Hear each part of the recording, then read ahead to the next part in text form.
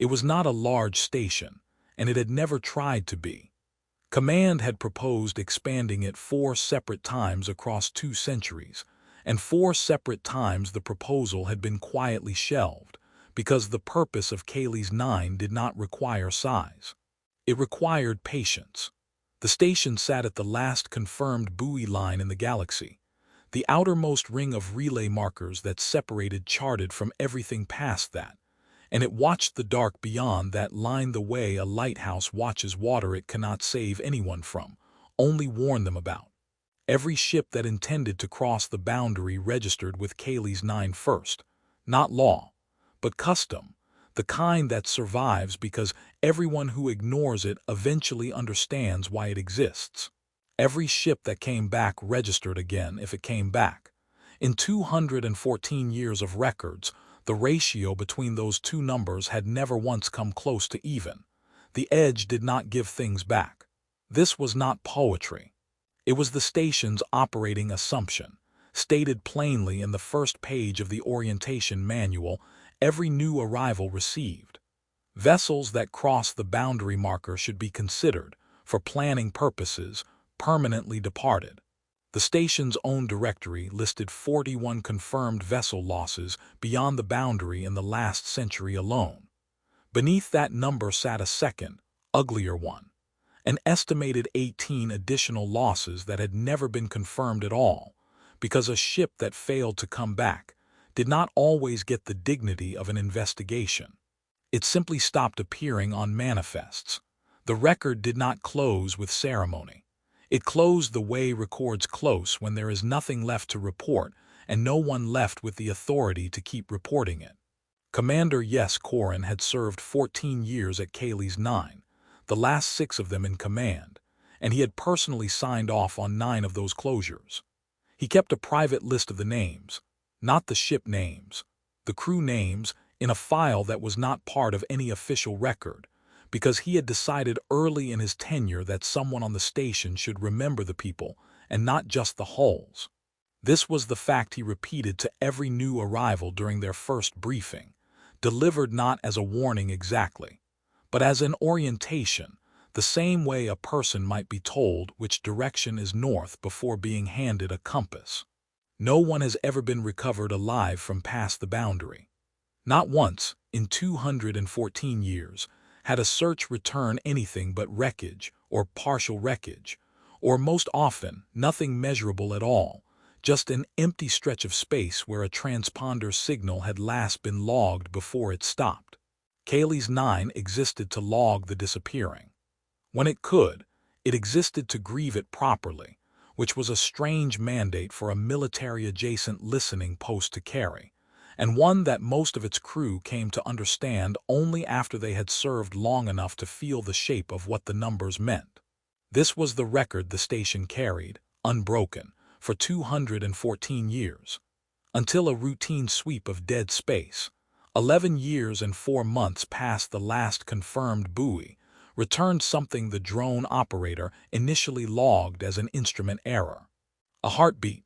The recovery file that came back from the retrieval team was 3 pages long, and Commander Corrin read it 4 times before he allowed himself to believe any of it. A single occupant.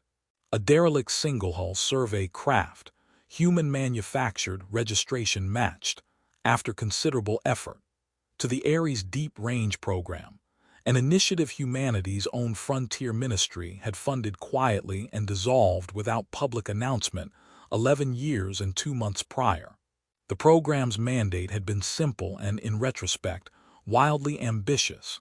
Send small, lightly crewed survey ships past the edge of mapped space, see what was there, and report back whatever could be reported. Every ship in the program had been lost within its first operational year. 6 vessels, 6 crews, no survivors, no wreckage recovered, nothing but silence.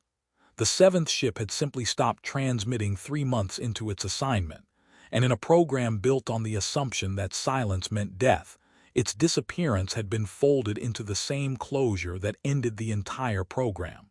No search had been launched for it. There had been nothing left in the program's budget to search with, and no one left in the Frontier Ministry who believed a search, would find anything but confirmation of what everyone already assumed.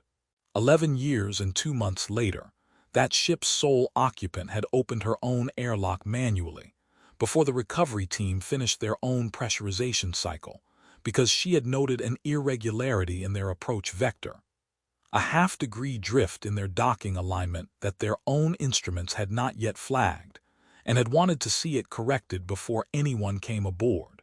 Her name was Elena Cho, 38 years old, according to her original service record. The station physician's intake scan flagged several inconsistencies between that recorded age and a handful of biological markers he described, in his written notes, as not impossible, but not something I currently have a clean explanation for. He recommended a longer study.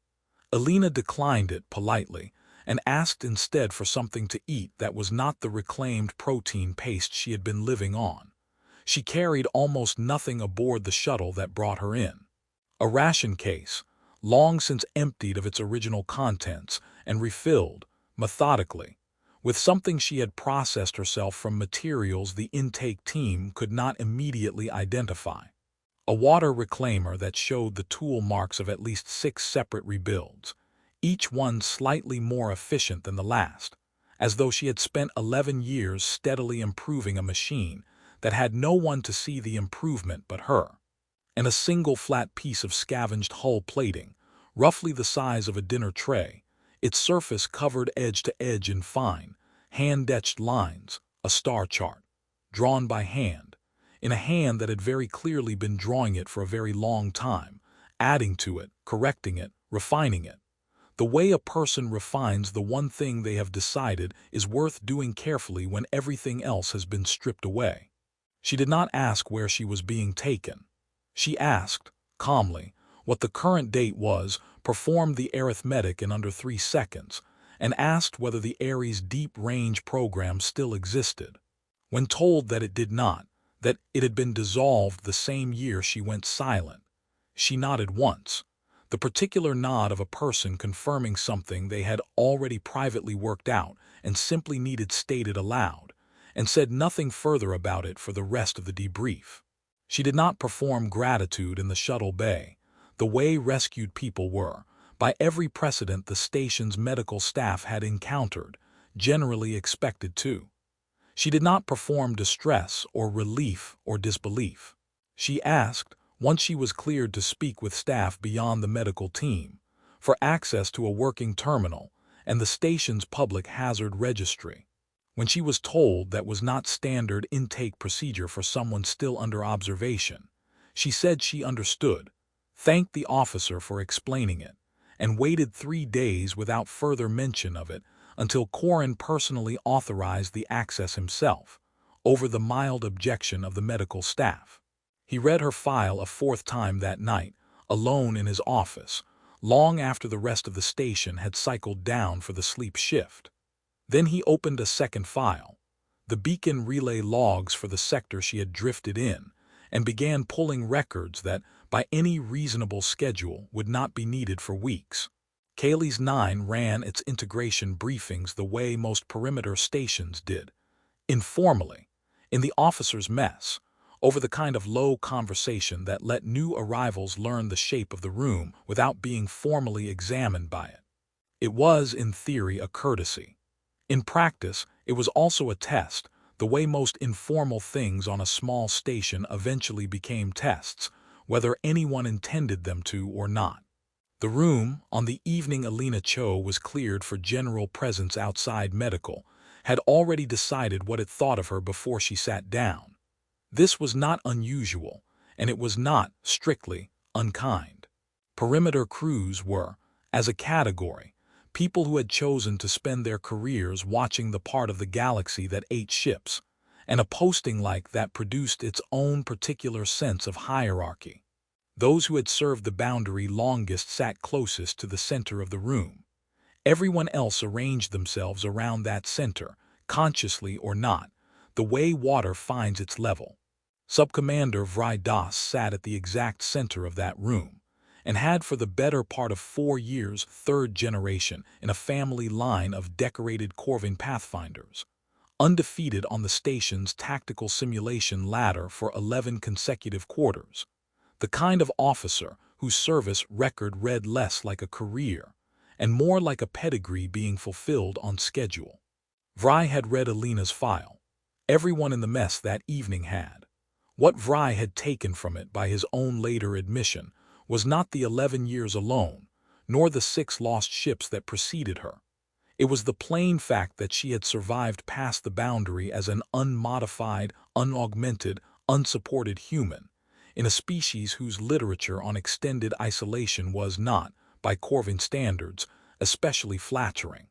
When Alina took a seat near the edge of the room, not hiding, exactly, but not claiming space either, the seat of someone who had spent 11 years learning to take up only as much room as was strictly necessary, several officers smiled. It was the particular category of smile that happens in rooms where a hierarchy is being gently, socially reinforced, not through cruelty but through consensus.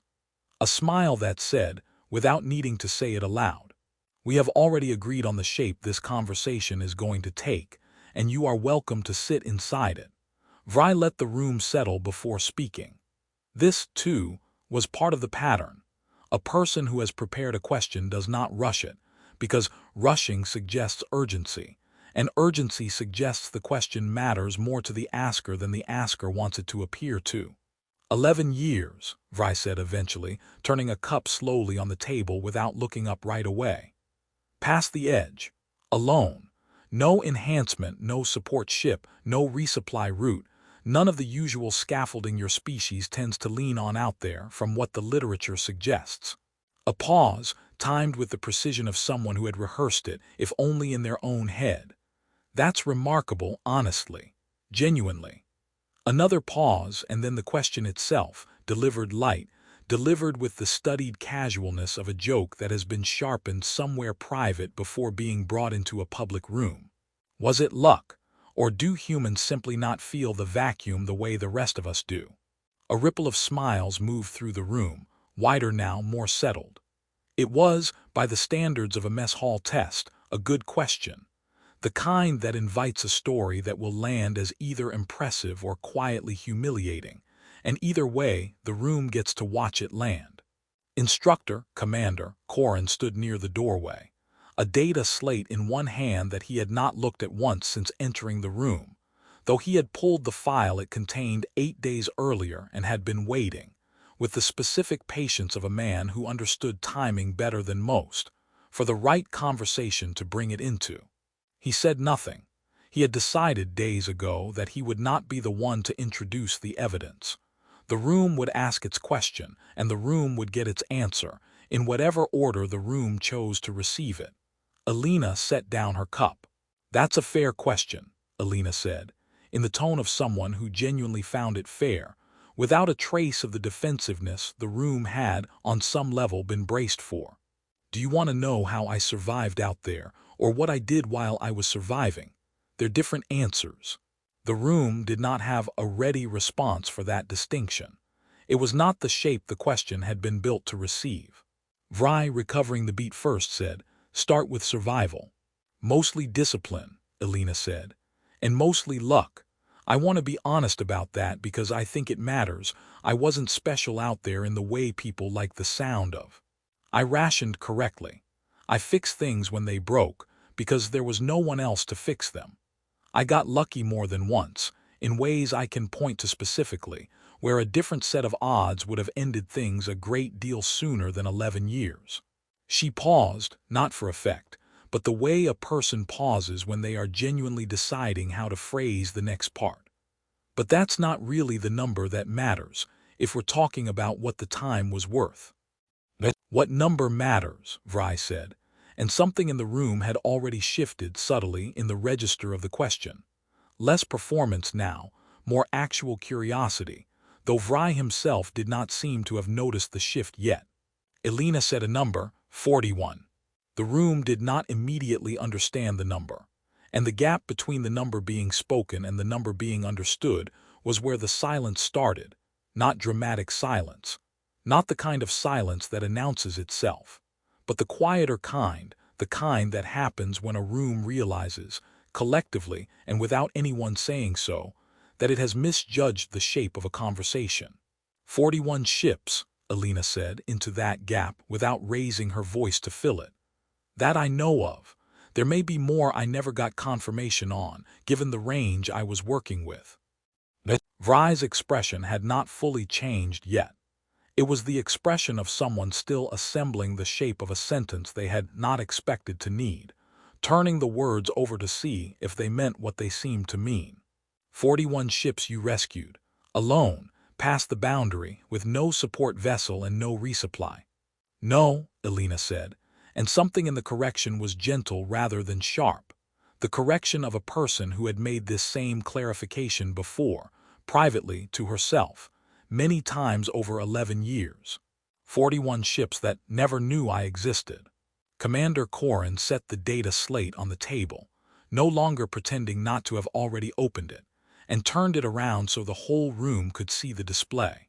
I'm going to show you what she means, Corin said, because she won't tell it as a story. She'll tell it as a fact, and the fact needs the record behind it to land properly. The first log was dated 4 years and 1 month into Alina's isolation. A coalition joint survey convoy, 3 ships, had been routed through what their own charts marked as a stable transit corridor. 11 hours before scheduled entry, an anonymous hazard beacon appeared on the sector's public registry, uncredited, unsigned, flagging a gravitational shear the convoy's own instruments had not detected and would not have detected until they were already inside it. The lead navigator rerouted on the strength of the warning's technical specificity alone. Later survey confirmed the shear was real, precisely where the beacon had described it, and would have torn the lead ship's hull along its primary seam. The beacon's origin was never traced. It had bounced through 6 relay buoys before reaching the registry, each hop stripping another layer of identifying metadata. I built the transmitter out of the ship's dead secondary radio, and about 4 kilos of salvage from the hull plating I wasn't using for anything else, Alina said, watching the footage without any visible reaction, the same steady attention she seemed to give everything. It only had range for the nearest relay chain. I didn't know if any of what I sent ever actually arrived anywhere. I just kept sending it, because the alternative was doing nothing with information I had that other people didn't. The second log was 2 years further along. A civilian refugee transport, 43 people aboard, families displaced by a border conflict 3 sectors coreward, traveling a route that every commercial charter had quietly abandoned after 3 separate vessels had vanished on it within the same decade. A route still used, because refugee transports rarely had the resources to be selective about which risks they could afford to avoid. 8 hours before a scheduled waypoint, the transport's navigation system received an unsigned corridor correction, rerouting them around a debris field that official government charts did not show, and that a post-incident survey, conducted only after the correction had already saved them, confirmed was there, freshly formed, undocumented, precisely where the correction said it would be. Down to a margin of error, the surveying team's report described as implausibly precise for an uncredited source. The transport's captain, interviewed years later once the source had finally been identified, said only that the correction had been specific enough and technical enough that ignoring it had felt more dangerous than following it, even from a source with no verifiable authority behind it. By this second case, Vrai was no longer smiling. He was watching with the particular expression of someone conducting a calculation that was clearly going to take longer than the remainder of the evening to finish, the kind of recalculation that happens slowly, in real time, in front of other people, which is its own specific form of difficult. The third log required no narration at all. It was a Corvin border patrol vessel, Vrai's own service branch, a fact Corin did not point out and did not need to, because the room had already made the connection on its own, flagged 4 years and 8 months prior for an emergency reroute around what the anonymous beacon data described as unstable spatial folding, Confidence high, do not approach. Recommend minimum 40-degree deviation. The patrol's own instruments had read the area as entirely clear at the time. The duty officer rerouted anyway, on the recommendation of a source with no prior record in the registry and no verifiable authority whatsoever, because the technical specificity of the warning, the exact language, the precision of the recommended deviation, read, in the officer's own later words, as someone who had already been inside it and was describing exactly what they had found there. The area was formally reclassified as hazardous 6 months later, after a different vessel, without access to the same warning, ignored an unrelated but structurally identical hazard and did not survive it. The fourth log Corin did not play. He simply named it a passenger liner, 611 souls aboard, rerouted around a hazard 18 months prior, the largest single warning Alina had ever sent, because the margin for error on a ship that size had felt to her unacceptable to leave vague. I cataloged most of the sector's hazard profile over 11 years, Corin said, filling the silence Alina did not seem inclined to fill herself.